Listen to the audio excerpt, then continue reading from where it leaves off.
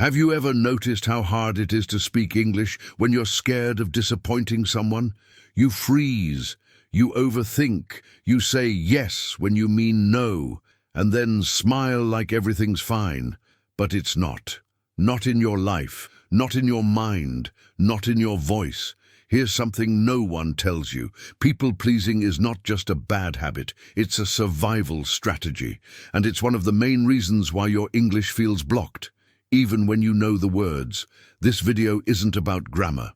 It's about the silent war inside you, between your need to be liked and your desire to be free. Because the truth is, your fluency will grow the moment you stop abandoning yourself. This is not just an English lesson, it's an emotional detox, a journey into the real reason you hold your voice back and how to reclaim it. Because the day you stop people-pleasing is the day your English and your life finally become yours. Are you ready? She thought she was being kind, always saying it's fine, even when it wasn't. Her voice would shrink, her needs would vanish, and yet nobody seemed to notice. She smiled when she wanted to cry, helped when she had nothing left to give. And in English, she used the same quiet mask. No problem. Don't worry. It's okay. But inside, she did worry. It was a problem. Every polite yes she gave to others was a silent no to herself. Her energy was leaking, and she didn't even realize it. It wasn't kindness. It was self-abandonment. She wasn't living. She was disappearing. In English and in life, you've probably done it too, haven't you? Said sure when every part of you screamed stop. Nodded in agreement just to avoid conflict, especially in English, where your words already feel fragile. But here's the truth. Speaking English clearly becomes impossible when your own needs are buried beneath fake peace. She started writing small boundaries in English. I need time. I can't do that today. Please, speak more slowly. These weren't grammar exercises. They were acts of self-respect. Every sentence became a little doorway back to her own voice. She began to notice how her silence had trained others to ignore her, and how English, once a dream, had become another language she used to disappear. But now she was done being invisible. So she wrote one sentence, bold, uncomfortable, true. My needs matter. She whispered it at first, then said it aloud. Slowly, it became her anchor. At night, she practiced in the mirror, one honest sentence a day. I don't agree. That's not okay with me. I feel exhausted. Her grammar didn't matter. Her fluency didn't matter. What mattered was that she was finally showing up, and for herself. She realized something powerful. People-pleasing isn't kindness. It's fear wearing a polite face, and fear cannot teach you English. Fear freezes your thoughts, kills your voice, and turns every sentence into a performance. But when you stop being afraid to be honest, even in broken English, your voice comes back. One day she said no to something small, a favor she couldn't do. She felt guilty, but also free. And that tiny no gave her something English books never could. Inner permission to exist, to feel, to speak. That was the turning point. And what came next might surprise you. If you want to stay invisible forever, just keep agreeing with everything, especially in English. Nod your head. Say yes, of course. Even when you don't understand, people will love your silence. They'll never see your ideas, and one day you'll wonder why nobody knows who you are. If you want to have no boundaries, here's the trick. Start every sentence with sorry. Apologize for speaking. Apologize for needing help. Apologize for existing. In meetings, at dinner, even in your English class, keep shrinking.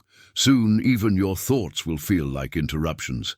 If your goal is endless resentment, say yes every time your body says no. Overcommit. Smile when you're exhausted. Help others pass their English exam, but never study for your own. And when your soul feels tired and heavy, tell yourself, this is what good people do. But deep down, you'll know it's not true. Want to stay stuck forever? Keep fearing people's reactions more than you value your own growth. Don't speak up in class. Don't ask that question. Don't say what you really think in English. Stay safe. Stay small. Watch others move forward while you hold yourself back, just to keep them comfortable. Now imagine this. Instead of agreeing, you calmly say, I disagree. That one sentence, simple as it sounds, can shake your whole identity. Try it. Say it out loud right now. I disagree. Your voice might shake, your heart might race, but it's not fear. It's the feeling of you finally waking up. Next time you're tempted to say, I'm sorry, stop. Pause. Speak a sentence with no apology attached. For example, I don't understand. Can you repeat that? Clear, honest, human. You don't need to apologize for learning. You're not a burden. You're a learner, and learners ask. Write this down somewhere. No is a complete sentence. Practice it. Whisper it if you have to. Then say it in a full voice. Not because you're rude, but because you've spent years explaining yourself to people who never listened anyway. Your peace does not require permission. Do one small thing today that is just for you. It could be journaling for 5 minutes in English, or saying no, thank you to something you don't want. These tiny acts are rebellion. They're healing. They're proof that you're not here to be liked by everyone. You're here to become someone you deeply respect. She sat at the edge of the room, smiling softly, barely audible when she spoke. Her English was grammatically fine, but something felt off. Her words were hesitant, small, uncertain. In a meeting, she'd whisper, maybe we could, and trail off. Her voice wasn't just quiet, it was disappearing. Nobody interrupted her, but nobody leaned in to hear her either. She felt overlooked, like a background character in her own life. In her native language, she was already careful. In English, she became almost invisible. Being nice, she called it. But it wasn't kindness, it was erasure. Then came the collapse. One afternoon, her boss asked if she could work overtime. Again, she said yes, again. But this time, her body didn't agree. That evening, she cried in the bathroom of the office, clutching her bag, whispering, I can't do this anymore. And no one even knew. It wasn't the overtime. It was the silence she kept swallowing, the unspoken sentences, the needs never voiced. She stood in the mirror that night and practiced one sentence in English. I need a break. Her voice trembled, but the words, they felt like oxygen. So she began an experiment. One opinion a day, spoken out loud in English. I prefer working in the mornings. I think that idea needs more thought. At first, her tongue felt clumsy, her chest tight. But after a week, something strange happened. People started listening. She started listening to herself. She recorded herself speaking, shadowing confident women in podcasts, not to mimic them, but to remember strong voices don't mean harsh voices, they mean present voices. And slowly her tone shifted. Her ideas came out clearer, her energy louder, not because her English improved, but because her self-respect did. One afternoon, someone interrupted her in a group discussion. She didn't shrink. She gently said, please let me finish. The room went silent, not out of shock, but respect. That one sentence was a turning point, a new chapter where she no longer needed permission to speak. She kept going, 1 minute a day, shadowing confident English voices, 1 sentence a day, expressing a true opinion.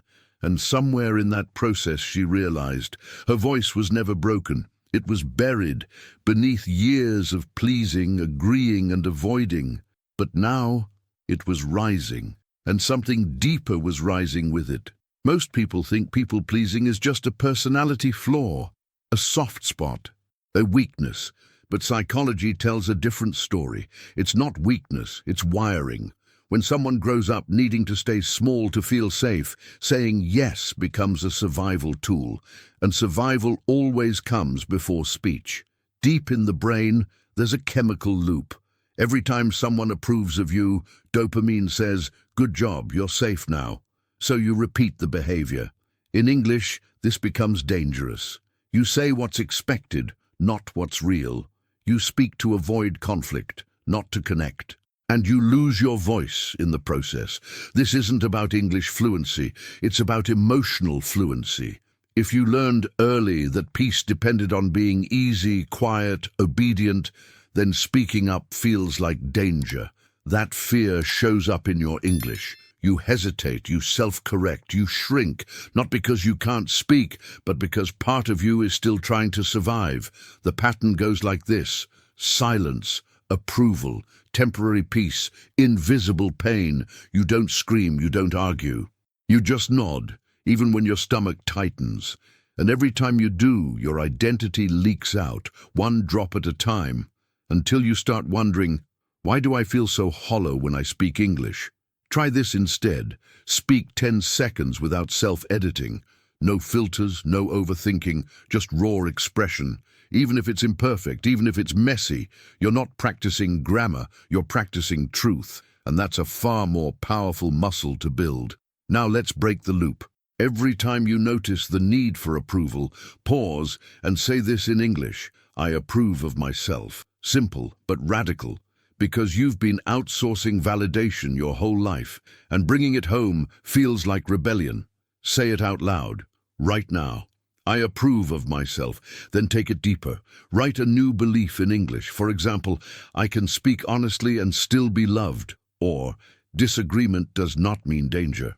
When you write in English, your brain stores the message twice, once emotionally, once linguistically. That's how rewiring begins. And here's the final step: emotional detachment. Say this sentence today: their reaction does not define me. Practice it. Breathe after you say it. You are not a mirror for their disappointment. You are not a sponge for their moods. You are becoming someone new.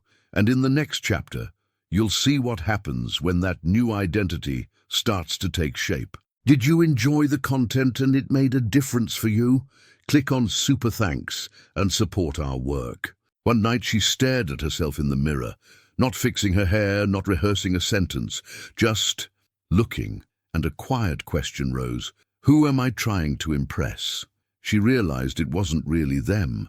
It wasn't about teachers, native speakers, or YouTube comments. It was about escaping the version of herself that felt powerless. She remembered the first time she tried to speak English in public. Her hands were sweating, her thoughts scattered, and after she spoke, she smiled, but not because she was proud. She was relieved she hadn't embarrassed herself, but that's the problem, isn't it? She wasn't aiming for self-respect, just survival.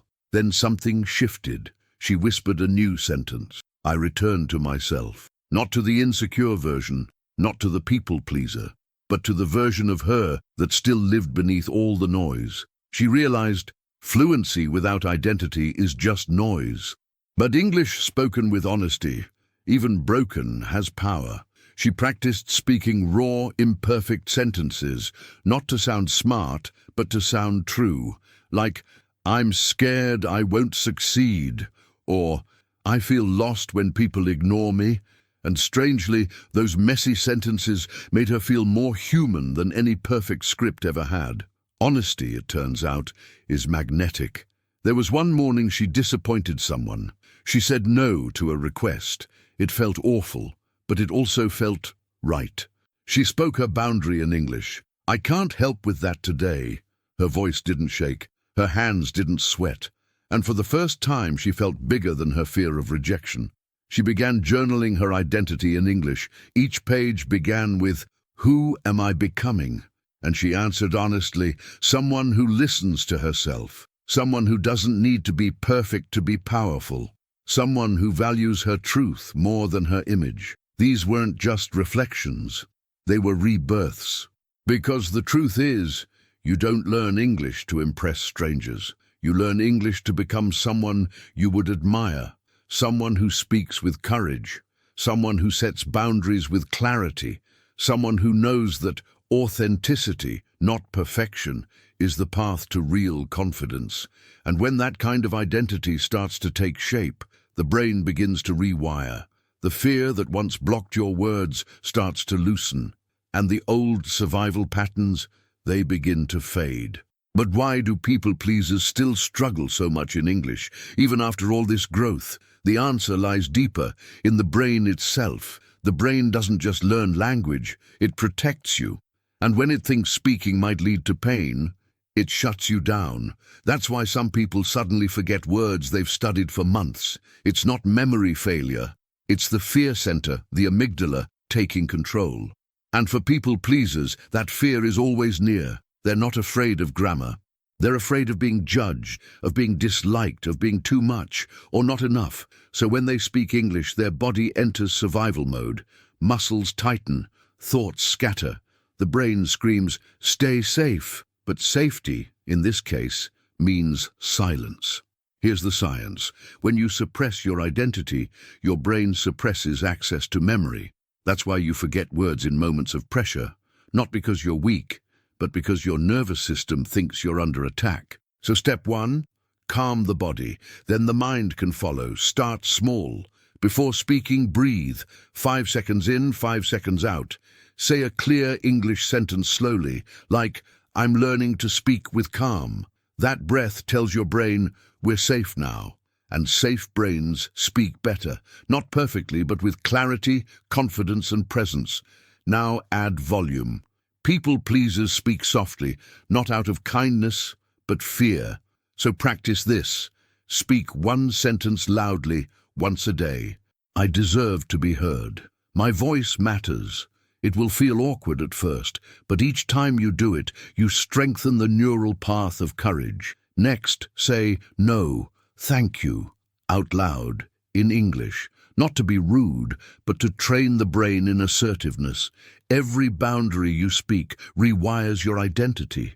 You're not just learning a phrase, you're creating a new emotional signature. And your English becomes clearer when your sense of self becomes stronger. Use this affirmation daily. My voice is mine. Whisper it, sing it, write it, say it in front of the mirror before bed. This is not a cliché. It's how neurons learn, through repetition, emotion, and identity. Your brain doesn't care how fluent you are. It cares who you believe you are.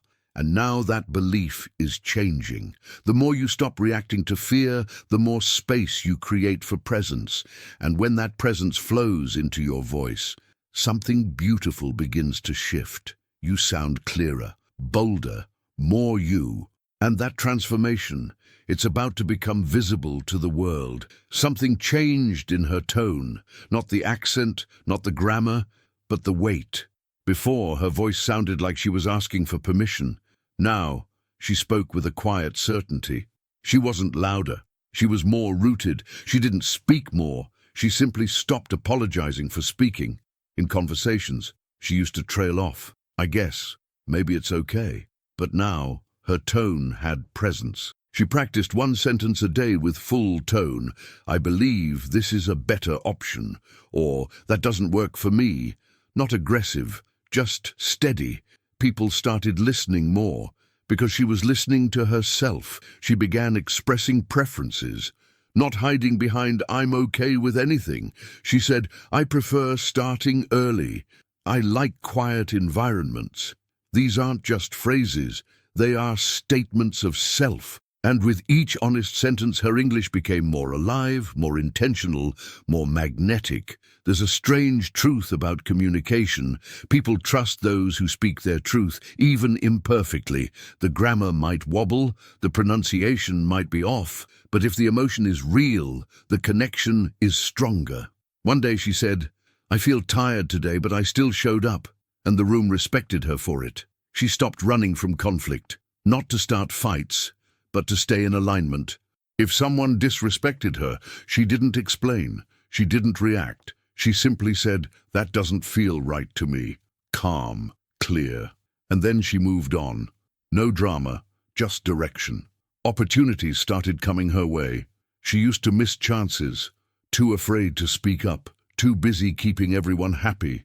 But now she raised her hand in meetings, asked questions in English classes, applied for jobs she once thought were too advanced. Not because her English was perfect, but because she was finally present. Every sentence she once avoided became an entry point into new experiences. She used to dodge phone calls. Now she answers them, even when it's hard. She used to ghost events.